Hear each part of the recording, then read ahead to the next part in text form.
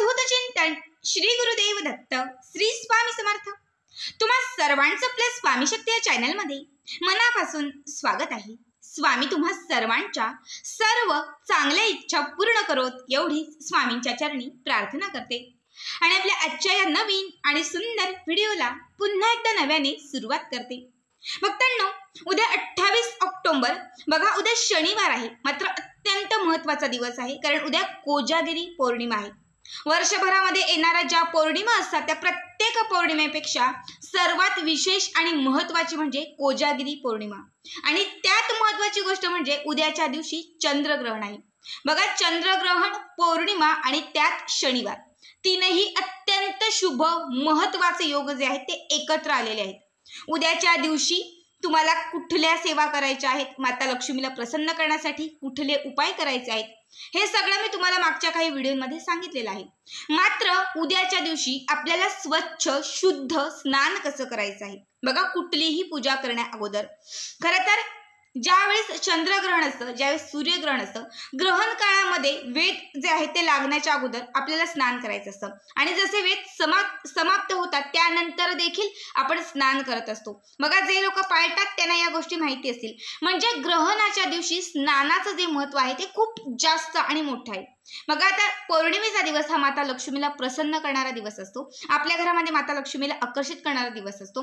आपल्या घरामध्ये धनप्राप्ती होण्यासाठी माता लक्ष्मीच्या ज्या काही सेवा कराल त्या सगळ्या सेवा पौर्णिमेच्या दिवशी जर तुम्ही केल्यात तर त्याचा लाभ तुम्हाला अधिक पटीने होतो। मग जर या सेवा तुम्हाला करायच्या असेल, माता लक्ष्मीला तुमच्या घरामध्ये आकर्षित करायचं असेल, घरामध्ये धनवृद्धी करायची असेल, घरामध्ये श्रीमंतीचे योग तुम्हाला आणायचे असतील, तर लक्षात ठेवा, तुम्हाला स्वतःला शुद्धीकरण म्हणजे तुमचं स्वतःचं जे शुद्धीकरण होणं आहे ते खूप महत्त्वाचं आहे।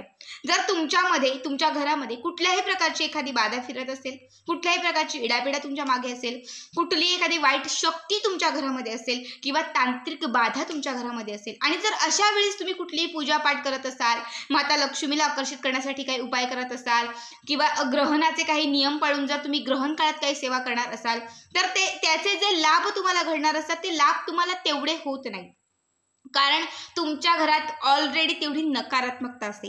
त्यामुळे कुठलीही पूजा सेवा, कुठलाही संकल्प करण्याअगोदर घरातील नकारात्मकता बाहेर फेकणं हे खूप महत्त्वाचं आहे।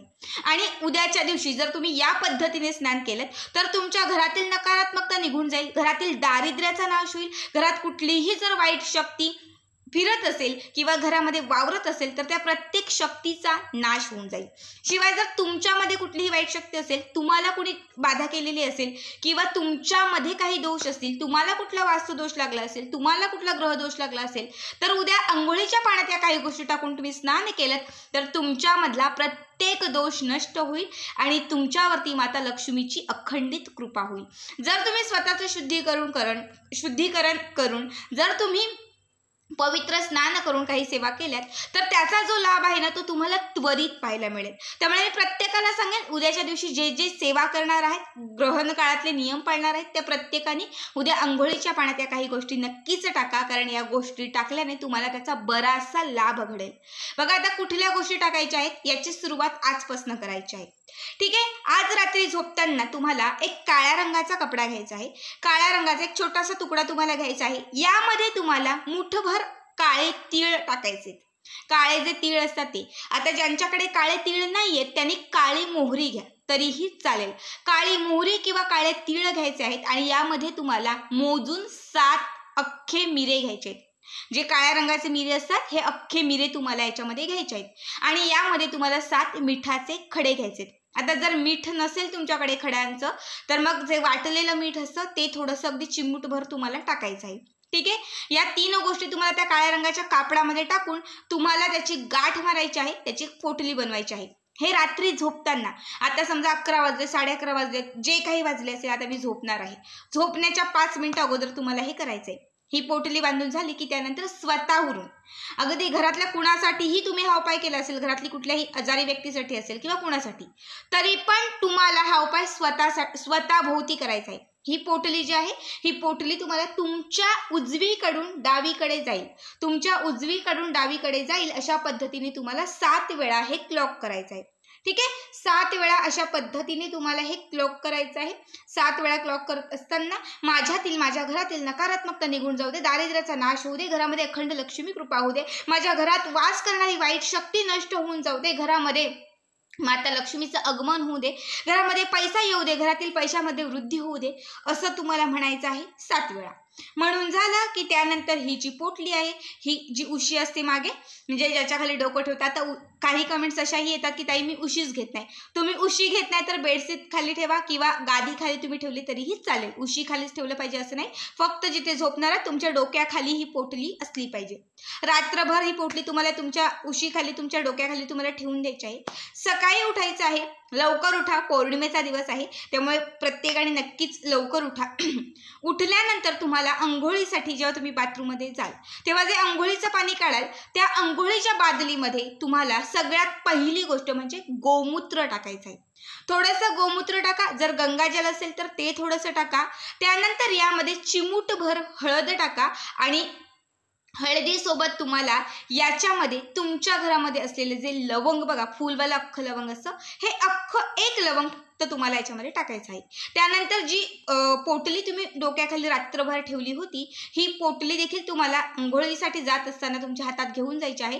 तिथे ही पोटली खोलायची आहे आणि त्यामध्ये तुम्ही रात्रभर तुमच्या उशीखाली ठेवलेल्या ज्या गोष्टी होत्या ते म्हणजे तीळ, मीठ, या ज्या काही गोष्टी तुम्ही रात्रभर उशीखाली ठेवल्या होत्या तर या गोष्टी तुम्हाला त्या अंघोळीच्या पाण्यामध्ये तुम्हाला टाकायच्या आहेत. म्हणजे तीळ, मीठ आणि त्याचबरोबर काळी मिरी या गोष्टी अंघोळीच्या बादलीमध्ये जातील. ठीक आहे, हे पाणी जे आहे ते मगाने थोडंसं हलवा, म्हणजे थोडंसं मिक्स करा या वस्तू या पाण्यामध्ये आणि या पाण्याने उद्याच्या दिवशी स्नान करा. स्नान करत असताना तुम्हाला महामृत्युंजय मंत्र ओम त्र्यंबके यजामहे सुगंधी पुष्टिवर्धनम उर्वारुक्मे वंदना मृत्युमोक्षया महामृतात, कारण उद्या शनिवार आहे, त्यात पौर्णिमा आहे आणि त्यात विशेष म्हणजे उद्या चंद्रग्रहण आहे. बघा, तीनही महत्वाचे एकत्र आलेले आहेत.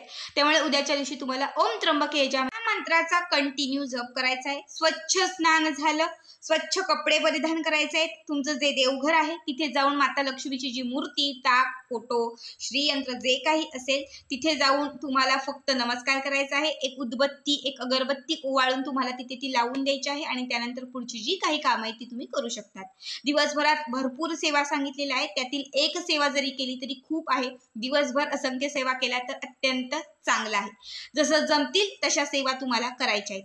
बघा, हा उपाय केल्यानंतर म्हणजे हे अशा पद्धतीने तुम्ही स्नान केलं तर उद्याच्या दिवसभरात तुम्हाला खूप प्रसन्न वाटेल, छान वाटेल. जे डोक्यावरती इतक्या दिवसांपासून डिप्रेशन होतं ते कुठेतरी कमी झाल्यासारखं वाटेल. जिथे जिथे अडथळे येत होते ते सगळे अडथळे दूर झालेले दिसतील. जिथे जिथे मार्ग बंद होते, लक्ष्मी प्राप्तीचे खास करून मार्ग बंद होते, ते लक्ष्मी प्राप्तीचे मार्ग तुमच्यासाठी खुले होतील. जिथेही तुमच्यावरती एखादं समजा अकाळकालीन संकट येणार असेल ते संकट कुठेतरी टळून जाईल. तुमच्या घरावर किंवा तुमच्यावर आलेलं विघ्न कुठेतरी निघून जाईल. सगळ्यात चांगल्या आणि शुभ गोष्टी घडायला सुरुवात होतील. आणि मेन म्हणजे दिवसभरात तुम्ही जे उपाय कराल ना, ज्या काही सेवा कराल ना, त्याचा जो रिझल्ट आहे ना तो त्वरित तुम्हाला जाणवायला लागेल. त्यामुळे उद्याच्या दिवशी प्रत्येकाने आवर्जून या पद्धतीने स्नान नक्की करा. असंख्य लाभ होतील. कुठल्याही प्रकारचे दोष असतील, ग्रहपीडा असेल, इडापीडा असेल, सगळं काही नष्ट होईल. तर आशा करते की प्रत्येक जण उद्या या पद्धतीने स्नान नक्कीच करेल. तर आजचा हा आपला उपाय तुम्हाला कसा वाटला नक्की कमेंट करा. काही कळालं नसेल तर ते देखील कमेंटमध्ये नक्कीच विचारा. आणि असेच पुढचे व्हिडिओ पाहण्यासाठी आपल्या स्वामी शक्ती या चॅनलला सबस्क्राईब करा.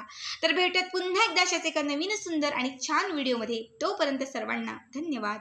श्री स्वामी समर्थ. जय जय स्वामी समर्थ.